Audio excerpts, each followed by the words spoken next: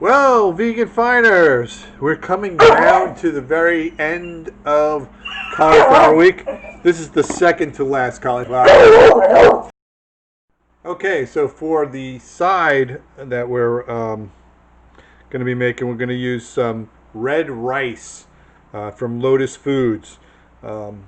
We love this rice brand. They have a lot of really interesting rice products out there. They're all sustainable.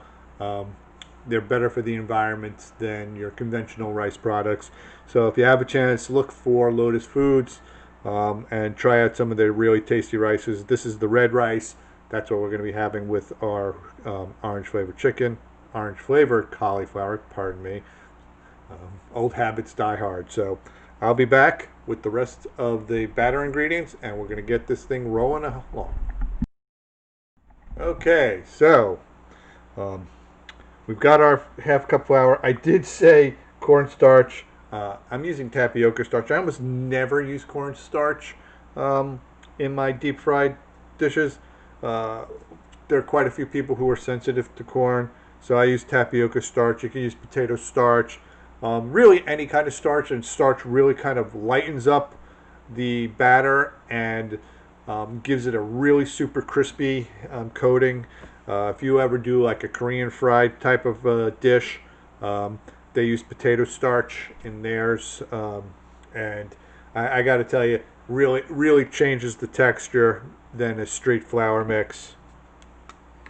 Oops, getting a little clumsy here. It's been a long week. Cauliflower week has been a long week.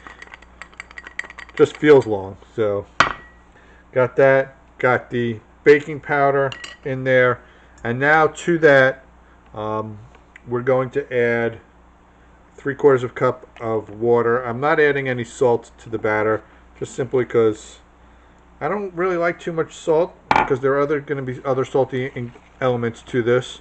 I can hear my rice is boiling, so you don't need to see me mix this up. I'm going to show you how to make the breading next, and we'll get cooking. Okay, so while the oil is heating up, I just want to show you that this is a fairly thin batter. It's basically essentially like a pancake batter. That's as thin as it is. So it's really thin. You can move it around. It's not thick. So I'm going to make the breadcrumbs, the crumb part. While that's heating up, while the oil's heating up, I'm also going to show you what goes into the orange glaze. So bear with me. Okay, so to make the breadcrumbs part of our orange flavored cauliflower, it's got a little water in it. Just basically going to take, see, that's about 3/4. That's about 1.5 cups. I'm using gluten-free panko breadcrumbs. You don't have to use panko, but I find that it gives a nice flakier crust to it, and I'm going to add probably 1/2 cup. I'll see how it looks, of coconut flakes.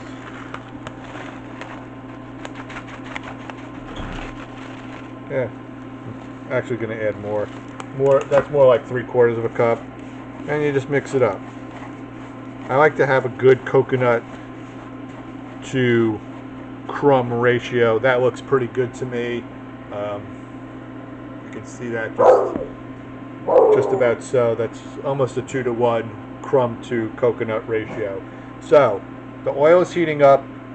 I'm now going to get the ingredients for the glaze set up, so that way by the time the cauliflower is done cooking, I'll be able to glaze this up and have dinner ready in a jiff, as it were. Alright, so I'm making the glaze here. So what I'm going to do is take 1 cup of orange juice, pour it into the pot. Use fresh squeeze, add some zest to it if you like. I didn't have any fresh oranges, and we've actually made 3 dishes that require orange juice, so I actually just bought some. If you're vegan, do not buy orange juice that has calcium in it. The calcium may or may not be derived from an animal source, so just be aware of that. Don't buy calcium-laced orange juice. Just buy straight orange juice.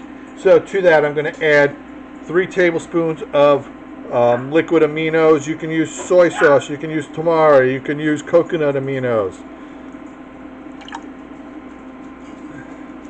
But since my wife is having surgery tomorrow, we are sticking with the cleanest stuff that we can find. Trying not to agitate her insides any more than they're already agitated. Got some rice wine vinegar here as well. I'm going to add 2 tablespoons to that. The oil is getting angry. 2 tablespoons of rice wine vinegar. And as I was saying before, my camera cut out there. If you're not familiar with a slurry, we're going to make a starch slurry. I'm using tapioca starch. Basically taking 2 tablespoons of tapioca starch, mixing it with some equal parts of water, just blending this up, and then we're going to add it to the hot glaze, and that will basically instantly thicken it up so it will coat our wonderful cauliflower very nicely. So the last ingredient is some agave syrup. I'm not going to measure this, just a little bit to cut the edge off. You can use like a 1/4 cup. If you don't have agave, any liquid sweetener of your choice would be fine. Maple syrup, some other syrup. It doesn't matter. You just want a little bit to kind of cut back on the acidity of the orange juice that's in there. This is supposed to be a slightly sweet dish. The oil is angry. I can hear it. It's ready to go. So I'll be back breading and frying. Okay, so we are ready to start frying. So we got some cauliflower going in there right now. You kind of want to let those things fall away from you, not towards you. Not unless you like getting splashed with oil.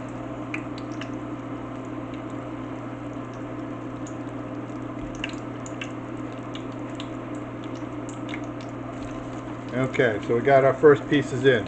So when you're dipping your cauliflower into the batter, so what you're going to do is you're going to basically get it coated. You keep one hand in the wet, one hand in the dry. Tap the batter off so it's not overly thick. Drop it into the dry ingredients, the breadcrumbs and the coconut flakes, and basically swirl them around, make sure they're nice and evenly coated, and then use your dry hand to pick up the coated cauliflower and drop it in. Now I've used this oil for previous dishes, so it may not be as potent as fresh oil. You don't have to, dump your oil out after you use it, 1 time or 2 times.